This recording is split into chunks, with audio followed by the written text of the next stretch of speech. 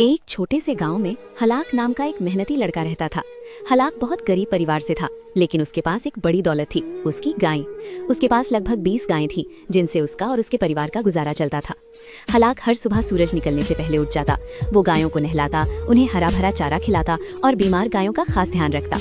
गाँव के लोग कहते थे, हलाक अपनी गायों को बच्चों की तरह पालता है। एक दिन शाम को हलाक गायों को बाड़े में बांधकर घर चला गया। रात गहरी हो चुकी थी, तभी जंगल की ओर से जोर की दहाड़ सुनाई दी। किसी ने ध्यान नहीं दिया, क्योंकि जंगल गांव से थोड़ा दूर था।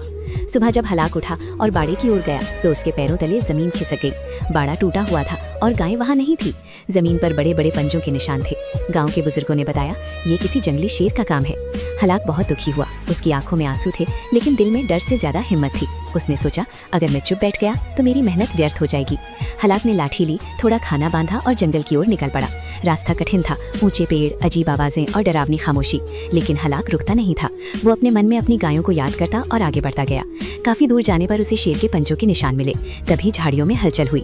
हलाक रुक गया, लेकिन भागा नहीं। उसने जोर से कहा, मैं गरीब हूँ पर कमजोर नहीं। उसकी आवाज में सच्चाई और साहस था। शेर सामने तो नहीं आया, लेकिन जंगल में सन्नाटा छा गया। हलाक समझ गया कि हिम्मत ही उसकी सबसे बड़ी ताकत है।